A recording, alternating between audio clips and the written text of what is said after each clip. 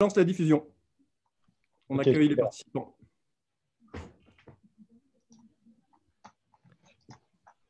Bonsoir à toutes et à tous. Bienvenue sur cette InVivox Academy, session numéro 12. Ce soir, nous avons le plaisir d'accueillir Lionel Reichard.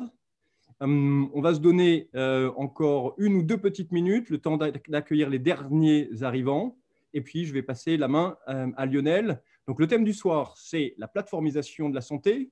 Quelle plateforme pour quels besoins, hein, et c'est Lionel qui nous fait le plaisir et l'honneur de prendre la main sur ce sujet-là. Comme d'habitude sur l'Académie, si vous voulez poser des questions, c'est possible.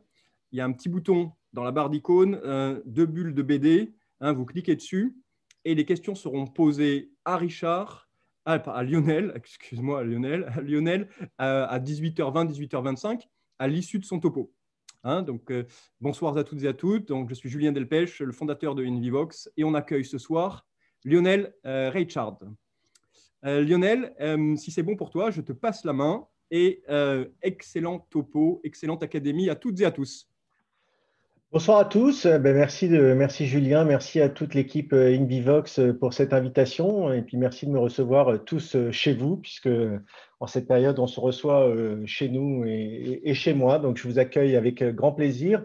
J'ai mis, normalement vous voyez mon écran, j'ai posé un questionnaire sur Mentimeter, donc je vous invite à aller sur menti.com avec le code qui est indiqué en haut, quelques questions sur les plateformes en santé, sur ce que vous en pensez, si vous pensez que la santé va être impactée par ce sujet-là, quelles sont les plateformes que vous connaissez, quelles sont les difficultés que vous pensez qui sont liées aux plateformes. Et puis, je vais échanger un petit peu sur ce sujet-là avec vous pour les 20-25 minutes à suivre. Effectivement, cette idée-là, elle est venue il y a un mois et demi, quand j'ai partagé sur LinkedIn. J'essaye, quand j'ai le temps d'écrire tous les matins sur LinkedIn, j'avais écrit un sujet sur les plateformes liées à l'étude Roland Berger. Je vais vous donner le lien tout à l'heure. Et effectivement, il y a eu plus de 10 000 vues, beaucoup de réactions sur ce sujet-là.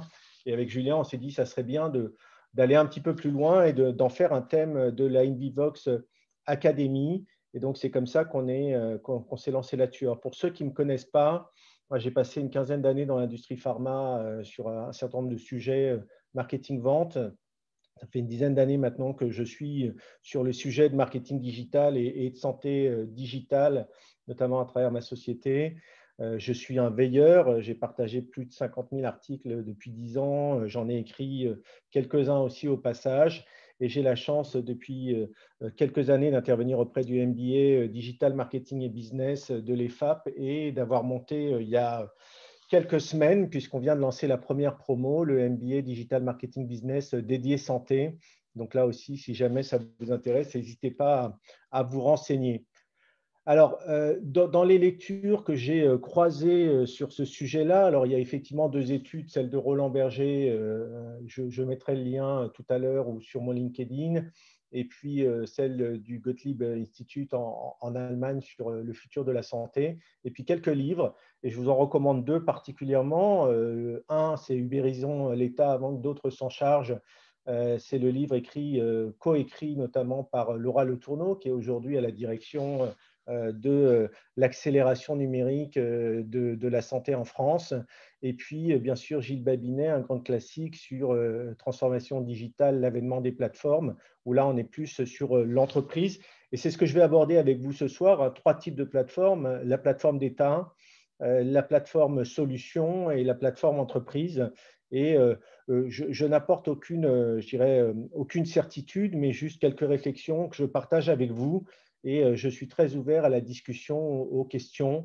Voilà. Sur menti.com, vous avez encore le lien là-haut, puisque je vois les questions en même temps. Le code est 53 68 89 5, menti.com, 53 68 89 5. N'hésitez pas à l'écrire dans la partie de discussion. Donc, effectivement, on sait que depuis quelques années, nos économies ont changé avec l'avènement de nouvelles entreprises. Et là, je vous ai mis le lien vers le dernier rapport de Faber Novel, Gafanomics. Si vous ne connaissez pas Gafanomics, je vous recommande de le lire. C'est extrêmement intéressant pour voir ce que font les GAFA dans différents secteurs. Et on sait aujourd'hui que la capitalisation boursière de ces entreprises dites plateformes est aujourd'hui bien supérieure à n'importe laquelle des entreprises traditionnelles du CAC 40 ou de n'importe quelle bourse à travers le monde. Et vous voyez, dans les entreprises les plus valorisées mondialement, on va retrouver Apple, Amazon, Microsoft, Alibaba pour les Chinois ou Tencent, et un certain nombre d'autres qui sont extrêmement valorisées aujourd'hui et extrêmement agressives dans plusieurs domaines. Vous avez vu le dernier mouvement d'Amazon sur la pharmacie. Alors, il faut savoir qu'Amazon avait déjà eu les autorisations de vente de médicaments il y a 2 ans. Les cours des grossistes s'étaient déjà effondrés à l'époque et se sont réeffondrés avec l'annonce de la concrétude d'Amazon dans le domaine de la vente de médicaments, désormais qui démarre aux États-Unis. Effectivement, les plateformes, vous allez en trouver pas mal de définitions. Gilles Babinet en donne quelques-unes et vous en aurez dans les livres que je vous ai montrés. Gilles Babinet parle d'une organisation créant de la valeur économique en attirant et en mettant en relation et en connectant au moins 2 groupes d'utilisateurs pour leur permettre d'effectuer des transactions. Donc, globalement, une plateforme, c'est quelqu'un qui met en lien d'un côté le consommateur, de l'autre côté le producteur, dans le cadre d'une plateforme et qui va gérer les transactions entre eux. Il y a d'autres définitions qui parlent de catalyseur économique, c'est-à-dire qu'on va avoir dans la plateforme 2 ou plus acteurs qui vont se regrouper sur la plateforme parce qu'ils ont plus ou moins besoin les uns des autres. Ils ne peuvent pas capter seuls la valeur de leur secteur et ils vont créer des interactions mutuelles. Et grâce à la plateforme, au catalyseur économique, ils vont faciliter ces transactions mutuellement. Globalement, on en est là. Je viendrai sur certaines définitions tout à l'heure, mais il faut retenir qu'une plateforme, c'est effectivement un dispositif bien souvent de composition technologique qui va réunir un écosystème au sein d'une plateforme digitale. Alors, les plus connus, on a des plateformes de services comme Airbnb, comme Uber, on a des plateformes de produits comme Amazon ou eBay, on va avoir des plateformes de paiement comme PayPal. Donc, on voit bien que tous les flux et toutes les transactions peuvent se mettre dedans. Et puis, on a des grandes plateformes sociales dont on parle beaucoup, les Facebook, Twitter et autres. Donc, ça, il y a eu des études récemment sur l'économie des plateformes. On parle d'un marché de 4,3 trilliards de dollars aujourd'hui pour les plateformes, avec plus d'1 million d'emplois directs et plusieurs millions d'emplois indirects sur ces plateformes. Donc, pour voir un petit peu les principales caractéristiques de ces plateformes, la première, c'est qu'on retrouve cette notion de multitude qui est extrêmement importante. Une plateforme, en général, va fédérer des milliers, des millions, des dizaines de millions, des centaines de millions d'utilisateurs. Et c'est quelque chose qui est assez caractéristique des plateformes. Elles ont un impact sur leur écosystème avec énormément d'utilisateurs qui sont disponibles. D'ailleurs, c'est l'un des enjeux pour les plateformes quand elles se construisent, d'arriver à fédérer et apporter une valeur qui fédère justement les différents participants, qui soient producteurs d'un côté, qui soient consommateurs de l'autre ou qui soient prestataires affiliés à la plateforme. Donc ça, c'est extrêmement important. Donc, l'autre sujet concernant les plateformes, c'est aussi la capacité technologique, les briques technologiques qui vont la constituer. Alors, je l'évoquerai tout à l'heure, il y a bien sûr le cloud à la base de chaque plateforme, mais après, selon le besoin et selon la finalité de la plateforme, on va rajouter des technologies. On va avoir des plateformes qui vont être construites avec la blockchain, on va avoir des plateformes qui vont intégrer l'Internet des objets, on a des plateformes qui vont intégrer d'autres typologies de technologies selon le besoin et selon, je dirais, la finalité de cette plateforme-là. Et bien sûr, avec des notions de sécurité et des notions de protection de la donnée. Et puis, ce qui va alimenter la plateforme et ce qui va, je dirais, donner du sens, notamment économique, à cette plateforme-là, c'est la data qui est collectée là-dedans et tous les algorithmes et puis bien sûr l'intelligence artificielle derrière qu'on va pouvoir mettre dessus, dedans, donc, et qui va générer la plupart du temps le modèle économique qui va découler de cette plateforme-là. Donc, on voit bien que ce sont les trois drivers de ces plateformes. Donc, il faut qu'elles soient extrêmement connectives et il faut que les gens puissent se plugger dessus extrêmement facilement, aussi bien l'utilisateur qui veut s'y inscrire que la plateforme satellite ou le partenaire qui veut s'y connecter. Donc, ça, c'est une dimension qui est extrêmement importante.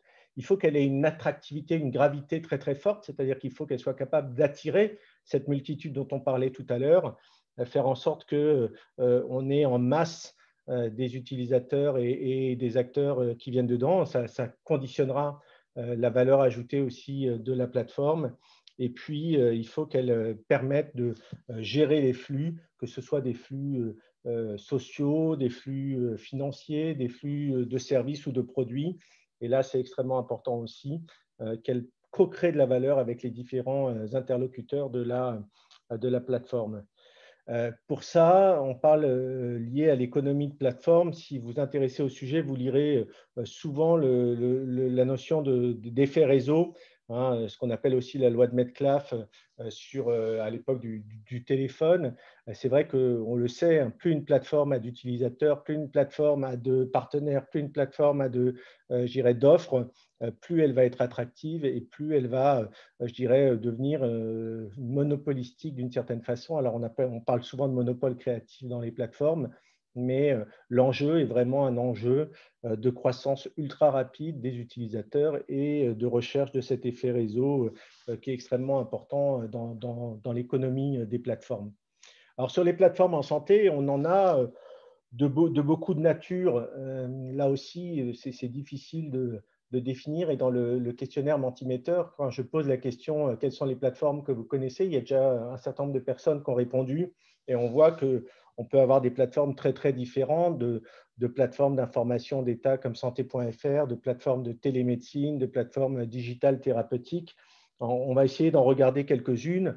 Vous avez des gens comme Philips qui ont développé leur plateforme Health Suite. Vous avez Salesforce, vous avez Microsoft, vous avez Dassault avec la plateforme 3DS. Alors, il y a des plateformes qui sont plutôt des plateformes de cloud. Il y a des plateformes qui sont plutôt des digital thérapeutiques. Donc, là, c'est l'étude qui a été faite par le Gottlieb Institute qui, dans son analyse sur le futur de la santé, parle de ce prochain écosystème des plateformes. On voit bien d'un côté les fournisseurs de soins, de l'autre côté les consommateurs, et puis un certain nombre de partenaires et de parties prenantes qui peuvent aussi s'inclure dans cet écosystème de plateformes. Le but étant de savoir si on est sur une intégration horizontale autour d'une pathologie ou sur une intégration verticale autour d'un parcours ou d'une problématique de soins. Donc là aussi, il y a des tas de choses qui sont possibles en termes de plateformes existantes. Là, c'est l'étude de Roland Berger sur justement les plateformes. La question après, la plupart de ces plateformes sont aujourd'hui centrées sur le patient, mais pas uniquement. Tout à l'heure, quand je vous parlerai de plateformes d'entreprise, on pourra se poser la question de plateformes centrées sur un autre client qui est le professionnel de santé. Donc là, il y a beaucoup d'enjeux, notamment pour les laboratoires pharmaceutiques aujourd'hui dans leur digitalisation et leur accès aux professionnels de santé.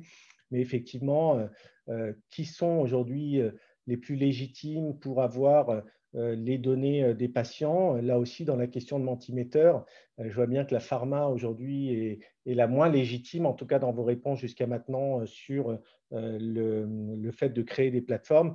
Une plateforme est liée aussi à une notion de confiance, une notion de réputation pour pouvoir justement traiter des données. Et on voit bien que les hôpitaux, les médecins sont les plus légitimes aujourd'hui pour traiter des données. Et effectivement, il faudra bien réfléchir à quels sont les acteurs qui pourront développer les plateformes dont on parle demain. Dans cette étude de Roland Berger, vous avez d'ailleurs ce panorama des plateformes européennes, chinoises, américaines, notamment. On en voit un certain nombre avec en bas, sur l'axe, vous avez le nombre de participants. Aujourd'hui, la plus grande plateforme, c'est Ping Good Doctor, la plateforme chinoise avec plus de 200 millions de participants. Et puis, vous avez un degré d'intégration sur justement cette chaîne de valeur du soin qui est plus ou moins différente selon les différentes plateformes. On va trouver des plateformes comme Patient Like Me qui sont des plateformes plutôt de collecte de données et où on va trouver des plateformes de télémédecine. J'attire votre attention sur, par exemple, celle qui est juste à la sortie de cet axe gris qui s'appelle Teladoc et Livongo, qui viennent de fusionner il y a quelques semaines, à la fin de l'été 2020. On a connu la plus grosse fusion dans le domaine de la e-santé avec un peu plus de 18 milliards de dollars, ce qui représente à peu près 40% de ce qu'on a investi dans la health tech depuis 2011. Donc, c'est une somme colossale pour ce marché-là, qui ne fait que concrétiser à la fois une accélération des investissements dans le domaine de la e-santé depuis le début de la pandémie et des levées de fonds, notamment aux États-Unis, sur un certain nombre de sociétés. On attend Alan, mais on a eu GoodRx, on a eu Amwell, et on est à chaque fois sur des centaines de millions de dollars. Il y a déjà plus de 2,3 milliards de dollars qui ont été faits en introduction en bourse. Et ce secteur de la e-santé et des plateformes en santé est en train de complètement exploser, avec certains domaines particulièrement, notamment liés à la télémédecine ou liés à la santé mentale, qui sont extrêmement attractifs aujourd'hui, extrêmement en croissance. Donc ça, c'est vraiment à suivre.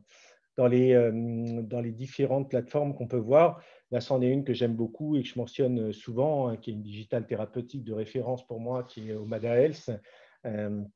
Omada Health, c'est une start-up californienne créée en 2012. Je les avais rencontrés à Silicon Valley à cette époque-là. J'ai toujours regretté de ne pas avoir investi dedans à cette époque-là, qui a levé plusieurs fois des centaines de millions de dollars et qui traite du diabète de type 2, du prédiabète de type 2 et puis d'un certain nombre d'autres pathologies avec une approche extrêmement pertinente, très scientifique et qui leur vaut d'être aujourd'hui remboursés à la fois par la sécurité sociale américaine et les assurances privées américaines. Donc, effectivement, parmi les plateformes, on a toutes ces digital therapeutics qui sont inclus. On peut avoir, là on est sur Salud.net, des plateformes qui nous permettent d'améliorer le parcours de soins, d'accéder à un certain nombre de professionnels de santé.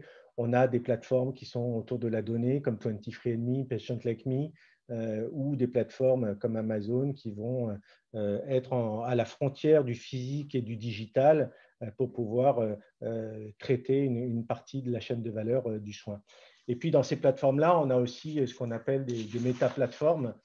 Donc là, c'est vraiment l'étape après. C'est ce qu'on voit avec des grandes plateformes d'Apple, de Google, de Facebook.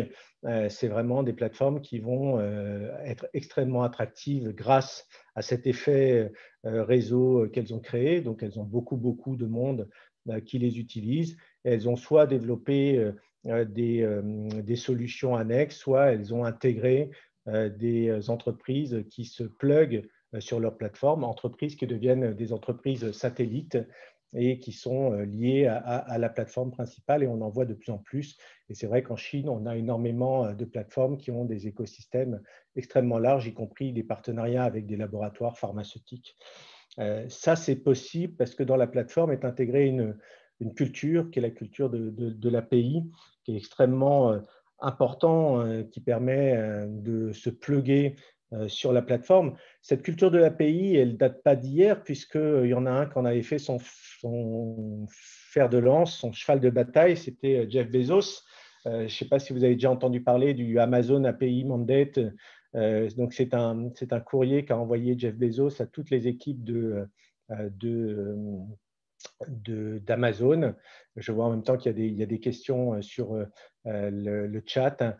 Et vous voyez que si les collaborateurs, les codeurs d'Amazon ne prévoient pas que le système soit ouvert en interne, ouvert à l'externe, vous voyez la ligne 6, tous ceux qui ne feront pas ça seront virés.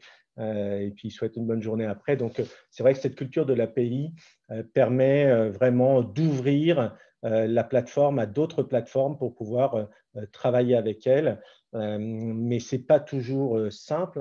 Vous avez vu Uber récemment a quitté, ou en tout cas coupé les liens avec Google, puisque Uber dépendait de Google Maps pour toute la localisation de ces véhicules.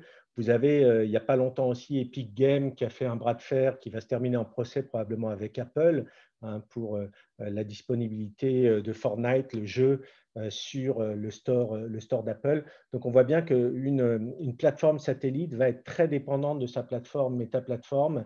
Et donc, du coup, si jamais les règles de la méta-plateforme changent ou si la méta-plateforme change de stratégie, ça peut être très difficile pour la plateforme satellite de subsister et de survivre au changement de la plateforme principale. Autre chose qui est important en termes techniques, technologiques, c'est le cloud, bien entendu. J'en reparlerai prochainement de ces histoires de cloud, où il y a un certain nombre je dirais, de dispositifs qui sont prévus dedans, à la fois algorithmiques ou d'intégration ou de fonctionnement. Et puis, une autre question que je soulève, c'est dans ces plateformes-là la question des standards. Je ne sais pas si vous avez entendu parler de Fire, mais c'est un standard qui s'impose de plus en plus, qu'Apple utilise notamment dans le déploiement de ses DMP en Angleterre, au Canada et aux États-Unis, qui est intégré dans quelques établissements hospitaliers de plus en plus aussi. Et c'est vrai que si on veut que ces plateformes puissent échanger de la donnée ensemble, puissent avoir une visibilité cohérente entre eux, il faut qu'il y ait un standard. Il y avait eu dans le marché de l'IoT aussi des standards qui avaient essayé d'être mis en place, notamment par Samsung avec Arctic, mais qui a fermé il y a quelques temps. C'est vrai qu'imposer un standard est compliqué et fait en sorte que l'interopérabilité fonctionne beaucoup entre les différents systèmes. Je vois que le temps avance, donc je vais avancer aussi, mais je reprends le livre de Laura Le Tourneau sur Ubérisons l'État. Vous voyez ce qu'elle a écrit, hein, l'État métaplateforme, au lieu de vouloir tout planifier, doit permettre à chacun d'apporter sa volonté créatrice pour contribuer à l'élaboration des services publics. Il doit se contenter de construire les étals, l'infrastructure, parce qu'elle comparait tout ça à un marché, à un souk. C'est ce que font Dominique Pont et Laura Le Tourneau dans le cadre de Ma Santé 2022. C'est vraiment, ils le disent souvent, on construit la maison, on construit les routes. Ce sera à vous de construire les voitures qui vont dessus et les autres bâtiments. C'est vraiment le principe aussi de l'État plateforme pour pouvoir faire en sorte que finalement tout le monde soit satellite de cet État plateforme. Ubériser l'État, c'est possible. Je ne sais pas si vous avez entendu parler de l'UMIELS, qui est l'initiative validée par le gouvernement de Singapour. En fait, le gouvernement de Singapour a fait un appel d'offres et a confié la gestion de la population de Singapour à Apple à travers la plateforme l'UMIELS sur toute la prévention, sur la prise de rendez-vous, sur le suivi vaccinal, notamment avec la possibilité d'utiliser aussi une watch, sur le changement des comportements. Donc là aussi, on peut vraiment voir que les GAFA peuvent demain, dans certains pays, gérer de plus en plus de paramètres de santé publique. Apple qui gère de plus en plus aussi des DMP dans certains pays comme aux États-Unis, au Canada ou récemment en Angleterre où il a démarré avec un certain nombre d'hôpitaux. En France, vous connaissez Ma Santé 2022, hein, vous avez sûrement vu déjà ce schéma qui montre un petit peu les différents services socles. Si vous lisez le livre Ubérisons l'État, vous comprenez très très bien ce qu'ils ont fait. Elle a vraiment appliqué Laura Le Tourneau, ce qu'elle avait écrit dans son livre, et c'est extrêmement intelligent, je trouve, de voir comment l'État se positionne en métaplateforme dans le domaine de la santé. Et d'ailleurs, il se positionne tellement en métaplateforme que tous les acteurs de la santé ont signé une charte pour dire qu'ils allaient respecter ce cadre de plateforme qu'on leur a donné pour pouvoir bien se plugger dedans et correspondre en plateforme satellite à l'État plateforme qui a été mis en place. Donc, ça sera intéressant à suivre. Je sais que quelques gros acteurs ont été réticents d'ailleurs à signer ce cadre d'engagement ou mis un peu de temps parce qu'ils ont bien compris aussi que du coup, ils seraient dépendants de la décision de la méta-plateforme, donc de l'État. Enfin, en même temps, quand on est dans des labos pharmaceutiques, on sait aussi qu'il y a une réglementation, il y a un environnement de ce système de santé français qu'il faut respecter et qui effectivement conditionne la mise sur le marché ou non, ou le développement ou non d'un certain nombre de choses. Donc, c'est exactement la même chose sur la santé numérique.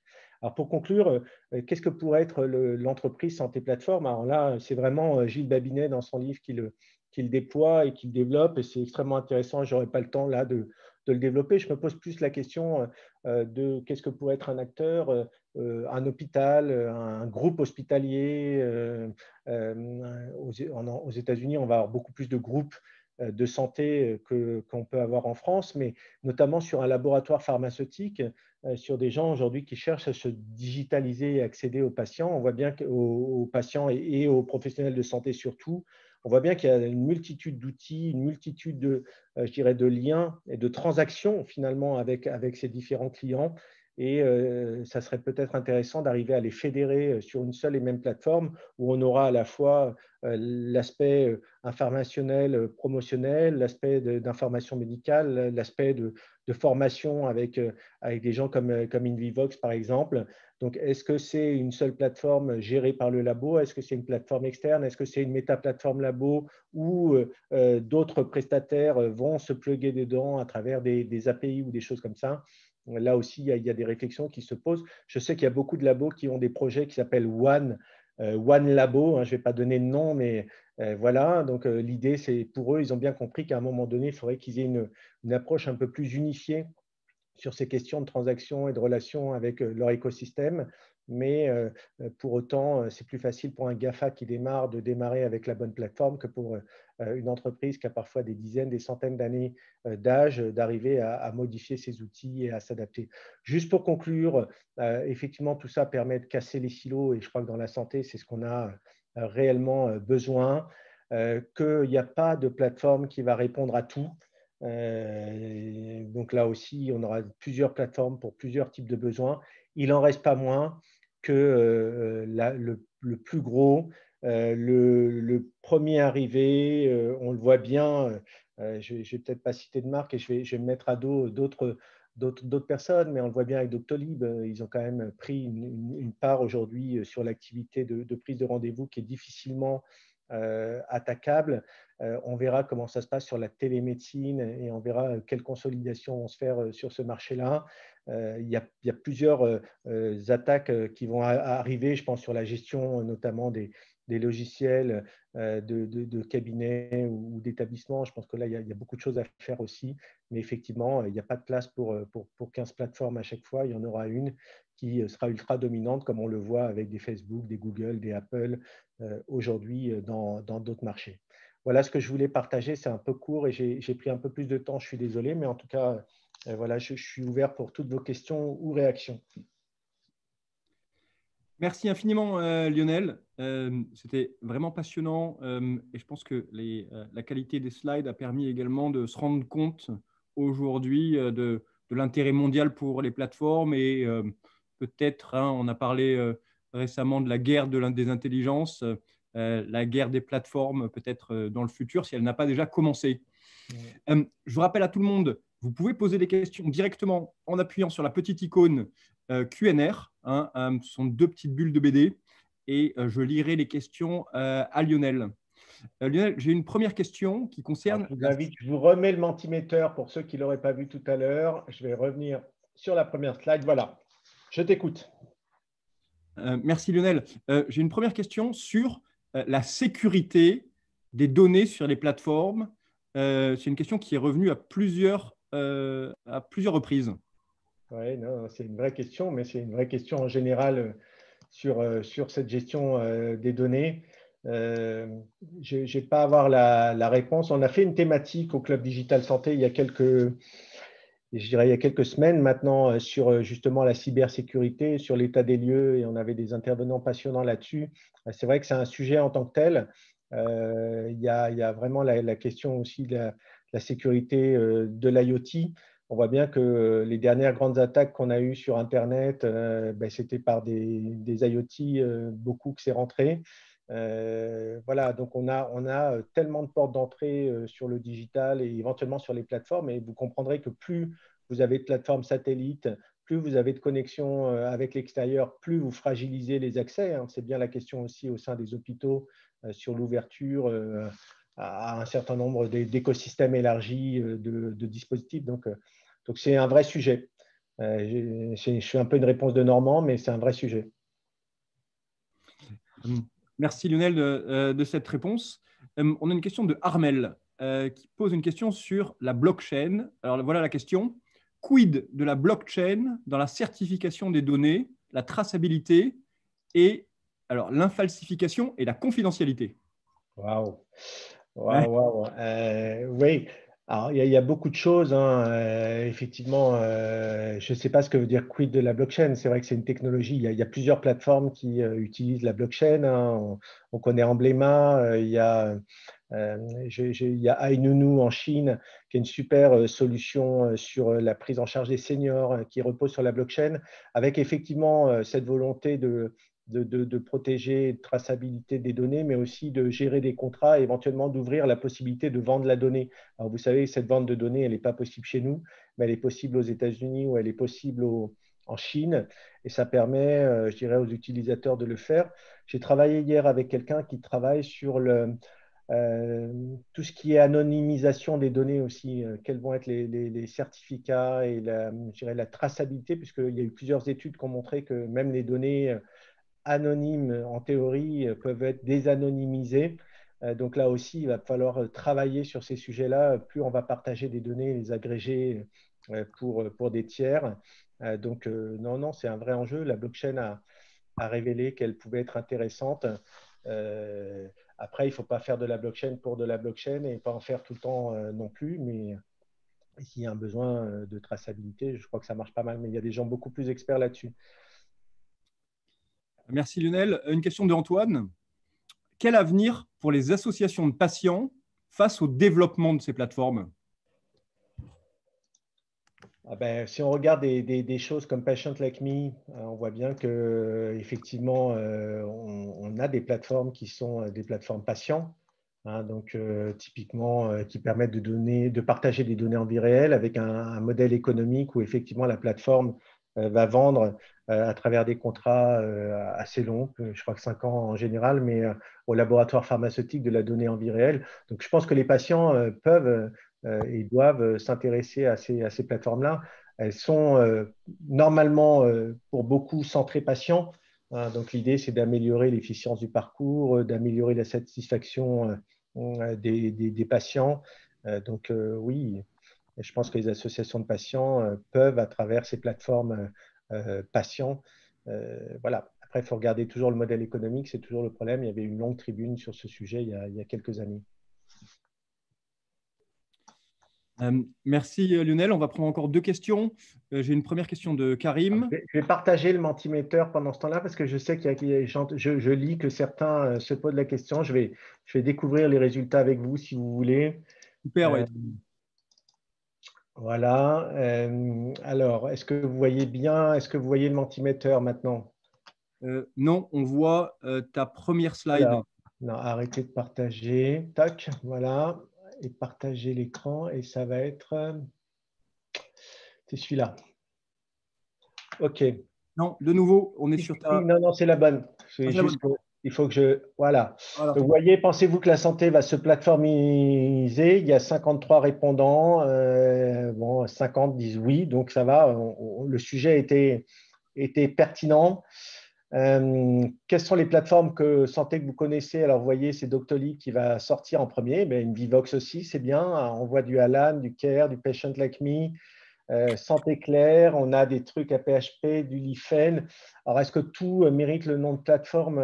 Il faudrait regarder un petit peu je dirais le modèle de chacun, mais effectivement, il y a beaucoup de typologies de plateformes différentes qui existent avec des finalités différentes. Est-ce que c'est particulièrement intéressant? Alors, vous voyez, j'ai mis des choses qui étaient à chaque fois pertinentes, mais placer le patient au centre, collecter de la donnée, c'est forcément améliorer le parcours de soins, créer des digitales thérapeutiques et casser les silos. Je crois qu'on est assez d'accord que ce sont les vertus de ces plateformes. Vous voyez, sur la légitimité, l'État ressort en premier pour créer des plateformes, et c'est vrai que dans l'écosystème français, c'est sûr. Et on voit bien que dans les derniers, on va avoir les GAFA, l'industrie pharmaceutique, les assureurs, et puis on voit que les établissements de soins et les startups sont peut-être aussi les plus légitimes pour créer ça. En tout cas, il y a toujours le problème de la confiance vis-à-vis de la donnée. Et puis, sur les problématiques qui sont liées, vous voyez, on retrouve un peu les questions, hein. Il y a la question de la sécurité, il y a la question de l'interopérabilité qui reste une question récurrente. C'est pour ça que j'ai mentionné Fire tout à l'heure, et je pense que peut-être il faut petit à petit que des standards comme ça s'imposent, la question de la confiance, de la pertinence. Je transmettrai tout ça. Je vais les regarder à tête reposée. Et puis, j'avais mis cette citation de Mark Zuckerberg. Hein, notre but, ce n'est pas de construire une plateforme, c'est de les rassembler toutes quelque part. Et c'est effectivement ce que font les GAFA. Merci Lionel. On prend une dernière question. Hein, j'étais en train de te lire là.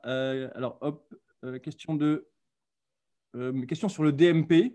Hein, merci de prendre celle-là.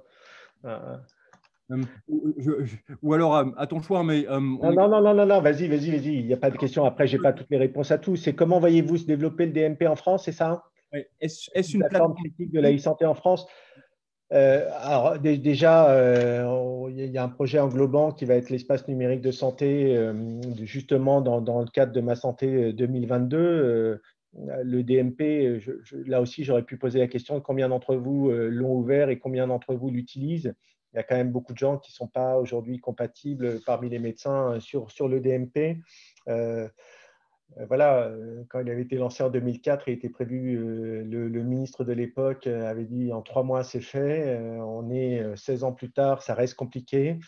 Ça reste justement pour des questions de sécurité d'accès, ça reste assez indigeste parce qu'il faut ouvrir et avoir le consentement pour chacun des documents qu'on va ouvrir dedans. Voilà. Est-ce que c'est une plateforme? Est-ce que ça permet des transactions? Non, ce n'est pas une plateforme, c'est un outil qui doit être englobé dans une plateforme plus large que font les gens de la direction du numérique en santé.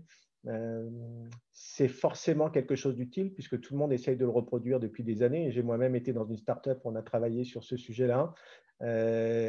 Apple avance très vite, encore une fois, avec son DMP aux États-Unis, au Canada et en Angleterre. C'est probablement l'une des mères des batailles qu'on doit mener, le DMP. Mais effectivement, celui-là tel qu'il est. Après, il y a l'espace numérique de santé qui arrive, je crois, en début d'année prochaine, au 1er janvier, en tout cas, ou sinon au 1er janvier 2022. Et là, chacun d'entre nous aura un espace numérique avec le DMP, avec Amélie, mais aussi avec un store, avec des applications et des objets connectés dedans qui seront possibles et des données en vie réelle. Donc voilà, il faut attendre de voir comment tout ça avance. Merci beaucoup, Lionel. Merci à toutes les participantes, merci à tous les participants, merci à tous les gens qui sont fidèles à l'Académie Invivox. Merci Lionel d'avoir joué le jeu, d'avoir tenu le timing et d'avoir été dans ce qui fait un petit peu le sel de cette académie, c'est-à-dire de proposer des clés qui ne sont pas universelles et on en est tous conscients, mais en tout cas de partager ces clés-là avec les acteurs de la santé qui s'intéressent à la santé, au digital et aux choses qui bougent actuellement. Donc, merci infiniment, Lionel. Merci à vous. N'hésitez pas à venir sur LinkedIn si vous avez des questions pour qu'on reste en lien. Et puis au plaisir un jour de se revoir dans la vraie vie. Exactement. Les prochaines académies, c'est jeudi prochain. On va parler de formation à distance pour les professionnels de santé avec ce qu'on appelle la capsule produit. Et jeudi 3 décembre, j'ai aussi le plaisir de vous annoncer la venue sur l'académie de Laurence Comte-Arassus, la directrice France de Medtronic, qui viendra avec Alexis Vendier, le patron France de Ipsen, et ils viendront débattre d'un sujet. Le sujet s'appelle « Entre incertitude et conviction, comment aborder 2021 ?» Ça va être passionnant. Donc, je vous invite pour vous enregistrer. Vous savez comment faire, academy.invivox.com. Merci encore, Lionel. À très bientôt à toutes et à tous. Et effectivement, dans la vraie vie. Un de ces jours. Bonne soirée.